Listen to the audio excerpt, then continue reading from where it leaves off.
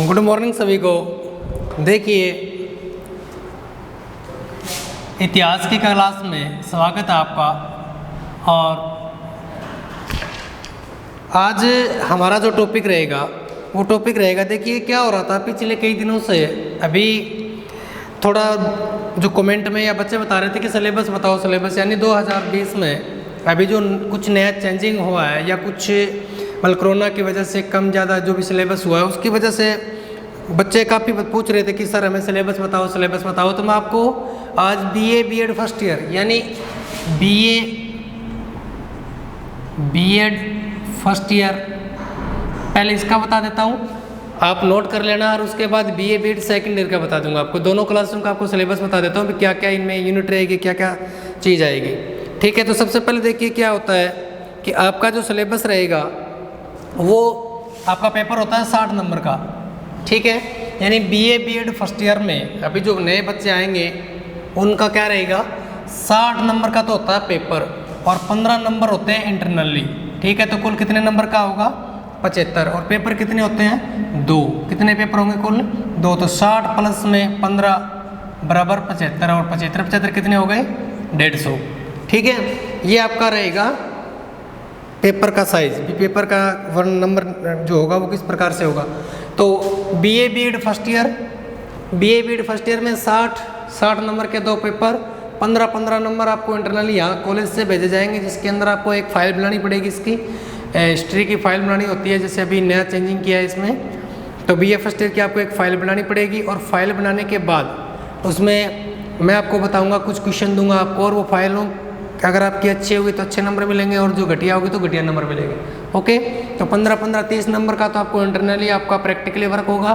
60 number के आपके क्या होंगे, 2 पेपर होंगे। कुल कितने होंगे, 150। ठीक है, अब आपके क्या 2 बुकें लगती है। कितनी बुकें लगती हैं, 2 बुकें लगती हैं। पहली जो पुस्तक है, इसमें जो पहली पुस्तक आपकी है वो है evolution of Indian culture and thought, यानी वर्तमान समय में या भारतीय संस्कृति एवं उसकी विरासत। यानी आपकी जो पुस्तक है बीए बीएड फर्स्ट ईयर में, जो पुस्तक का नाम है भारतीय संस्कृति व उसकी विरासत। ठीक है, यानी ये आपकी पुस्तक का नाम है। और इस पुस्तक की आपको कुल कितनी यूनिट दी गई है, 5 यूनिट दी गई है। कितनी यूनिट दी गई है, 5 यूनिट दी गई है। ठीक है, इन 5 यूनिटों में मैं आपको सारा बता दूंगा कि पुस्तक का नाम क्या है, भारतीय संस्कृति उसकी विरासत। यूनिट कुल कितनी है, 5। तो आपकी जो प्रथम यूनिट है उस यूनिट के अंदर क्या क्या चीज़ें दी गई है। सबसे पहले Indian culture silent feature unity of diversity, यानी भारतीय संस्कृति।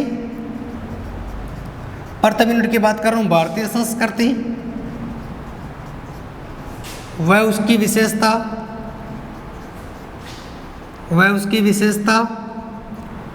विविधता में एकता।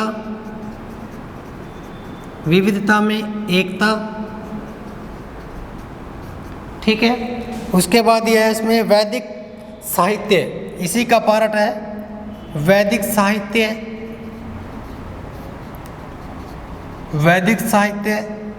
वैदिक साहित्य के बाद में दिया है रिलीजन्स ऑफ फिलोसफी, दर्शन व धर्म। उसके बाद दिया है वर्णाश्रम व्यवस्था, यानी वर्णाश्रम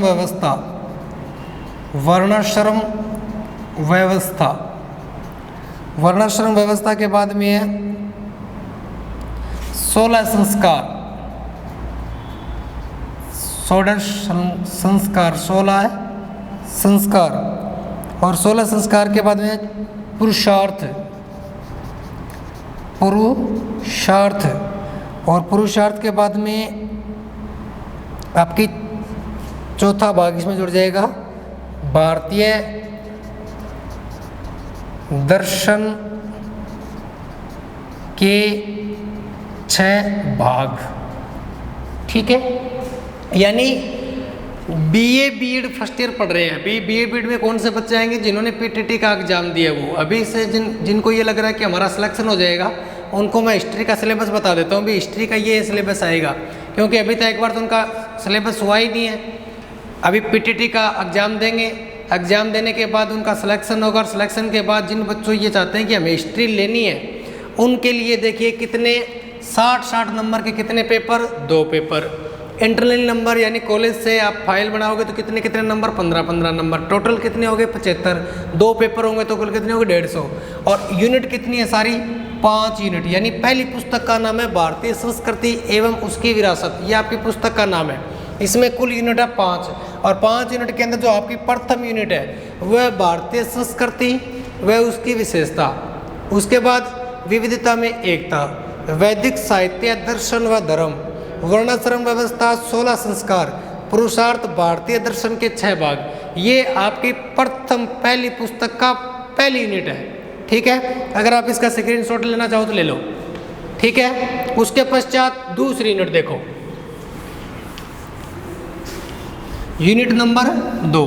यानी दूसरी यूनिट में क्या क्या चीज दी गई है, देखो। यूनिट सेकंड,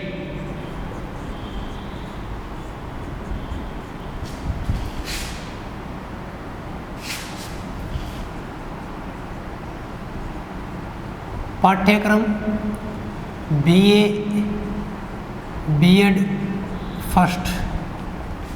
ठीक है, सेकंड यूनिट देखिए क्या है इसमें। सेकंड यूनिट में दिया गया आपके नंबर, सेकंड यूनिट के अंदर पहला भाग है भारतीय दर्शन। भारतीय दर्शन, भारतीय दर्शन, जैन एंड बौद्ध, जैन एवं बौद्ध। ठीक है, उसके पश्चात ये सेकंड यूनिट चल रही है अभी, जैन व बौद्ध संस्कृति का, जैन व बौद्ध संस्कृति का, संस्कृति का प्रसार। उसके बाद है प्राचीन भारतीय संस्कृति, प्राचीन भारतीय संस्कृति। और चौथा इसका भाग है महान भारत, महान भारत व उसका विस्तार। ठीक है, यानी पहली यूनिट अपनों ने पढ़ ली भारतीय संस्कृति, 6 धर्म उनके बारे में।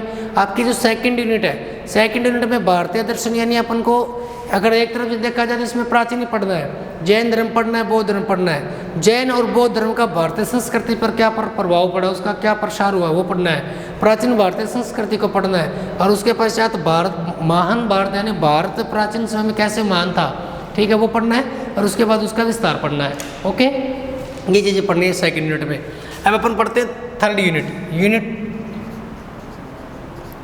थर्ड। थर्ड यूनिट में आपके हैं नंबर 1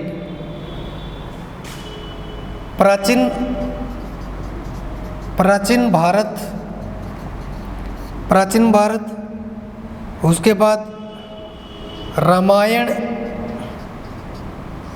व महाभारत, रामायण व महाभारत, रामायण व महाभारत तथा भारतीय समाज, भारतीय समाज। ठीक है, भारतीय संस्कृति में पुराण, भारतीय संस्कृति में पुराण, में पुराण, भारतीय संस्कृति में पुराण। वैष्णव धर्म, वैष्णव धर्म, वैष्णव धर्म के बाद में शिव एंड शाक्त संप्रदाय, शिव व शाक्त संप्रदाय।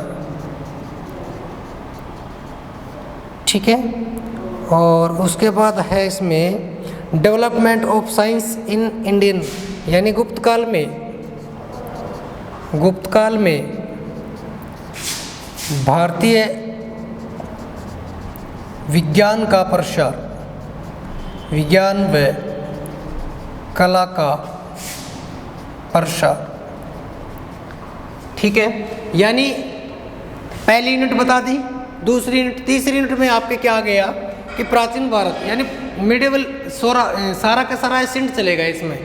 प्राचीन भारत, रामायण और महाभारत के बारे में जानना है अपने को भी, रामायण में क्या क्या चीज़ें थी, महाभारत में क्या था, उसके बाद भारतीय समाज के ऊपर इसका क्या इफेक्ट पड़ा, नॉर्मली हमारे बिहेवियर में ये चीज़ शामिल है कि नहीं, हमारा इनके ऊपर क्या प्रतिक्रिया रहती है, भारतीय सनातन धर्म में इनकी क्या भूमिका रहती है, वो सारा का सारा अपने को यहाँ पे पढ़ना है। उसके बाद भारतीय संस्कृति में पुराणों, लोमर शाह ने जो 18 पुराणों की संख्या बताई थी, उनमें अपने को पुराण नहीं पढ़ना है, लेकिन पुराणों की जो पृष्ठभूमि वो अपने को लेके आनी है। अभी पुराण किस संदर्भ में बने, क्यों आवश्यकता पड़ी पुराणों की, आपके पास अगर वाहिकांश हिस्ट्री अपने आप सॉल्व हो जाएगी। उसके बाद वैष्णव धर्म के बारे में जानना है, शैव धर्म के बारे में, शाक्त संप्रदाय के बारे में जानना है, और गुप्त काल में भारतीय विज्ञान व कला का प्रसार कहाँ तक हुआ ये अपने को जानना है। इसका आप स्क्रीनशॉट ले लो, आपको सिलेबस, ये आपका सिलेबस है, नीचे वाली लाइन दिख रही होगी आपको, हाँ ठीक है ये चीज़ें। उसके बाद अपन पढ़ते हैं इसकी कितनी यूनिट होगी अपनी, 3 के बाद चौथी यूनिट, चौथी और 5वीं unit.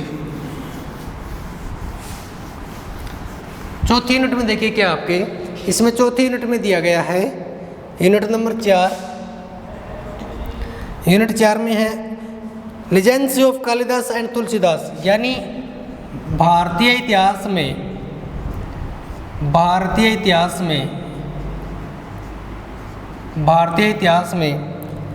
Legends of Kalidas and Tulsidas, भारतीय इतिहास में कालिदास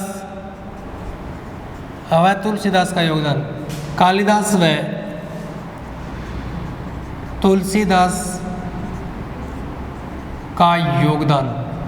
ठीक है, यानी अपन चौथी जो यूनिट शुरू होगी इसमें थिंकर्स आ जाएंगे, जिसमें कालिदास तुलसीदास आ गए सबसे पहले। उसके बाद development of art and architecture, यानी भारतीय development of art and architecture, development art, भारतीय कला व वास्तुकला, भारतीय कला व वास्तुकला का विकास, भारतीय कला व वास्तुकला का विकास, वास्तुकला का विकास। ओके, उसके बाद इसमें दिया गया है आपके भारतीय कला एवं वास्तुकला का विकास, जिसमें कौन कौन सी कला आएगी, मौर्य आर्ट यानी मौर्य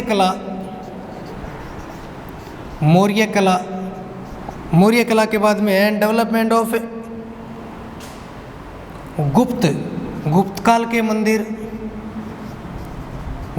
के मंदिर, ये जो बुमरा के मंदिर वगैरह ना ये इसमें आएंगे, गुप्त काल के मंदिर, पल्लव व चोलों की कला, पल्लव व चोलों की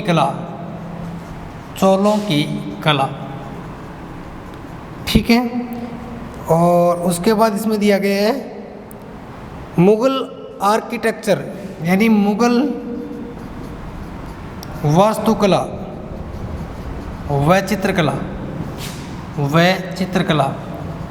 मुगल चित्रकला जहांगीर के समय अपन पे थे भी। ये आपकी चौथी यूनिट है भाई। चौथी यूनिट में क्या है, भारतीय इतिहास में सबसे पहले कालिदास एंड तुलसीदास का योगदान, उसके बाद भारतीय कला व वास्तुकला का विकास, यानी भारतीय कला व वास्तुकला का विकास। अब अगर अपन एक इनकी पढ़े तो बहुत सारी हो जाती है, यानी हिस्ट्री एक ऐसा सब्जेक्ट है जिसको आप अगर दिल से पढ़ना शुरू कर दोगे ना तो इसमें रुचि बननी शुरू हो जाती है।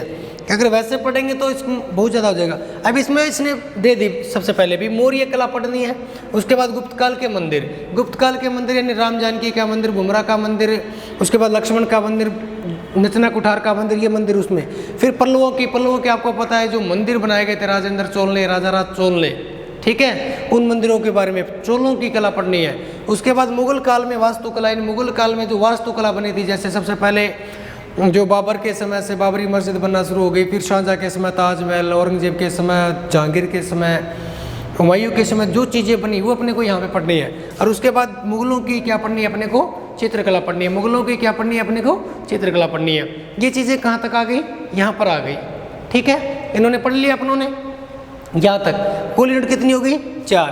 अब चौथी यूनिट पढ़ते हैं अपन। चौथी यूनिट में ये लिख लिया होगा आपने, इसको पॉज करके आप एक बार पढ़ लेना इसको। 5वीं यूनिट, 4 यूनिट हो गई अपनी। और 5वीं यूनिट में देखिए, 5वीं यूनिट में क्या आपके इसमें 5 में है भक्ति एंड सूफी। ये जो अपन अभी पढ़ रहे हैं यूनिट 5 भक्ति काल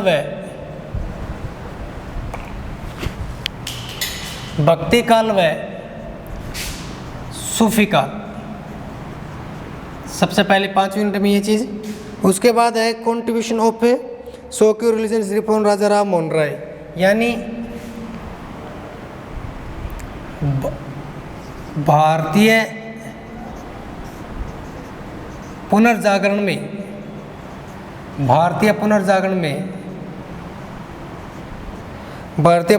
में राजा राम मोहन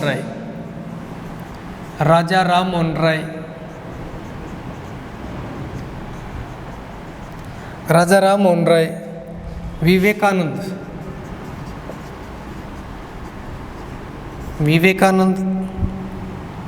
विवेकानंद के बारे में पढ़ना है अपने को। दयानंद सरस्वती।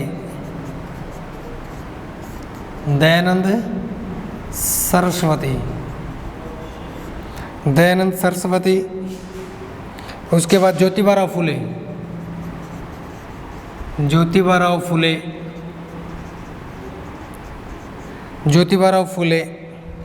सर सैयद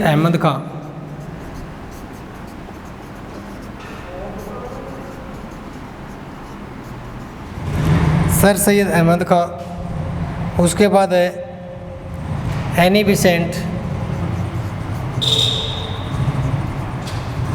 भीमराव अम्बेडकर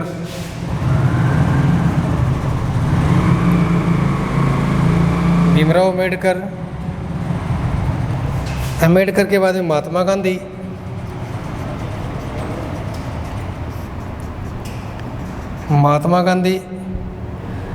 के बाद में है Subhash Chandra Bose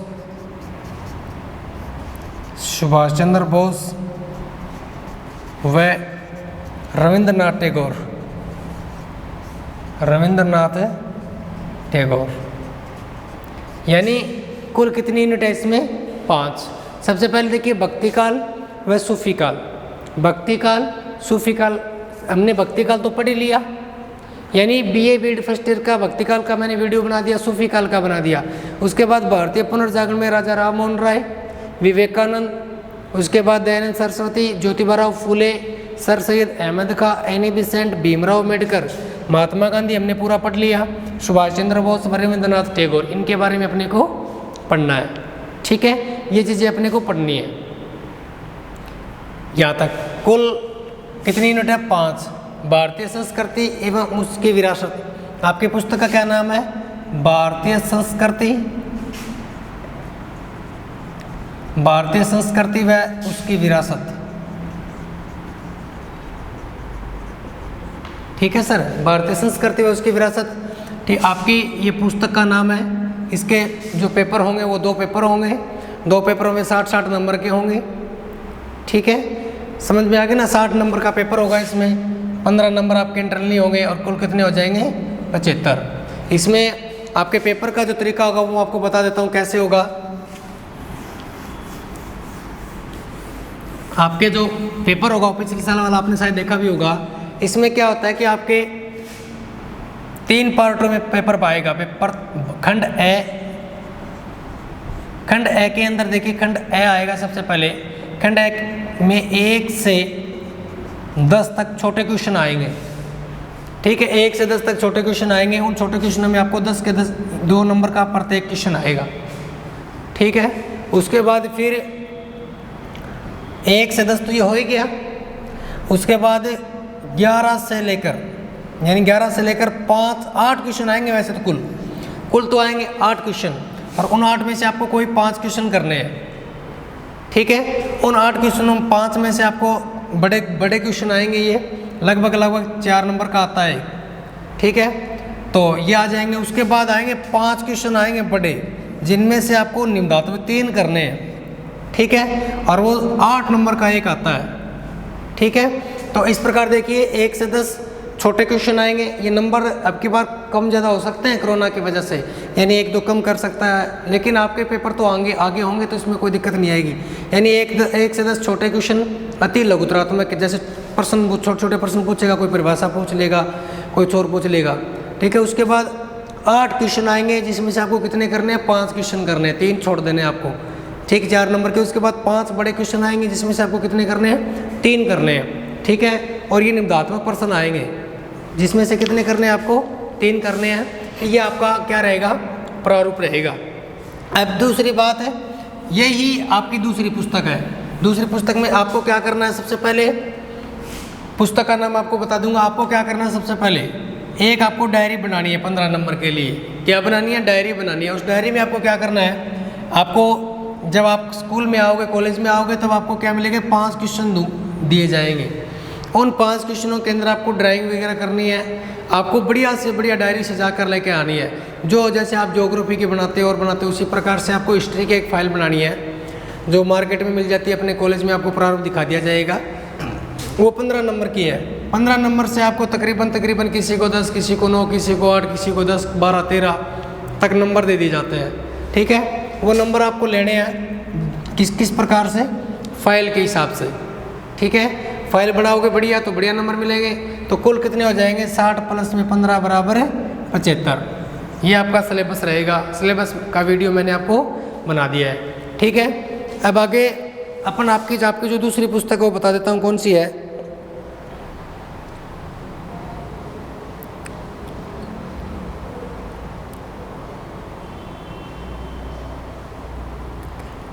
earliest times of reformation, यानी विश्व, आपकी जो सेकंड बुक है, विश्व अर्लीस्ट टाइम्स टू रिफॉर्मेशन, पुनर्जागरण काल से पहले, यानी पुनर्जागरण काल से पहले, यानी बीए बीएड फर्स्ट ईयर में जो सेकंड पुस्तक है वह अर्लीस्ट टाइम्स ऑफ रिफॉर्मेशन, यानी पुनर्जागरण काल से पहले। अब सबसे पहले तो आपको ये चीज़ ध्यान में रखनी होगी। आप लोगों की सबसे बड़ी समस्या आती है यहीं पर भी, अगर आपको ये किताब का नाम ही समझ में आ गया ना भाई, पुनर्जागरण काल से पहले की पुस्तक है ये, तो इसका मतलब ये कि यहाँ पर जो चीज़ मिलेगी वो सारी की सारी सिविलाइजेशन मिलेगी, ठीक है। अब पूछ क्या रहा है, पुनर्जागरण पूछ रहा है। अब पुनर्जागरण काल आपको पता है कि भारत में तो घटित हुआ नहीं, तो भारत में घटित नहीं हुआ तो इस मतलब कहाँ पे घटेगा, विश्व में। तो यहाँ पर आपकी ये जो सेकंड पुस्तक है वह विश्व इतिहास से संबंधित, विश्व इतिहास से, ठीक है। यानी आपकी पुस्तक जो दूसरी लगी आपकी वो है पुनर्जागरण काल से पहले। जैसे अपन पढ़ते हैं ना मध्यकालीन भारत से पहले, अपनी कोई पुस्तक आ जाती है, अपन भारत लेवल पे देखते हैं तो मध्यकाल से पहले, तो मध्यकाल से पहले पढ़ता था, आपको पता है कि कल्लन की रजत रंगनी है, वो पहली स्तवी। उसमें कौन कौन सा था, जैसे कोई पुस्तक का नाम आता प्राचीन भारत, तो अपन पढ़ लेते ना, उसमें क्या मिलता, प्रागैतिहासिक काल या सिंधु घाटी सभ्यता, सिंधी वैदिक मिलती, श्रवण मिलती, जैन, बौद्ध, मौर्य, गुप्त, उसके बाद पल्लव, चोल, चालुक्य, ये जो वंश मिलते, ठीक है। उसके बाद थोड़ा सा पृथ्वीराज चौहान, गुर्जर प्रतिहार वगैरह, ठीक है, हर्षवर्धन आ गया, वो मिलता। तो वो 12वीं सदी तक का इतिहास होता, उसमें अपन वो पढ़ते। तो अब ये क्या बता रहा है कि पुनर्जागरण काल से पहले। अब पुनर्जागरण काल अगर आ गया तो पुनर्जागरण काल का मतलब ये हो गया कि यूरोप के अंदर जब पुनर्जागरण की घटना घटी थी 16वीं शताब्दी में, तो उससे पहले का इतिहास है इसमें सारा का सारा। तो इसके अंदर क्या क्या चीज़ें आएंगी, इसमें सारी की सारी सिविलाइजेशन आएगी। कौन कौन सी, चाहे वो ग्रीक की सभ्यता हो, चाहे यूनान की हो, चाहे रोम की हो, चाहे वो चीन की हो, मिस्र की हो, मेसोपोटामिया की हो, जितनी भी सारी सभ्यताएं हैं वो जो कब घटेगी, पुनर्जागरण काल होगा। तो पुनर्जागरण काल कौन करेंगे, आदमी करेगा। आदमी करेगा तो पहले सभ्यताएं होगी, तो सभ्यताओं का इतिहास आपकी दूसरी पुस्तक में। तो आज के लिए इतना ही, बाकी पढ़ेंगे अपन दूसरे वीडियो में। आज के लिए इतना ही, धन्यवाद।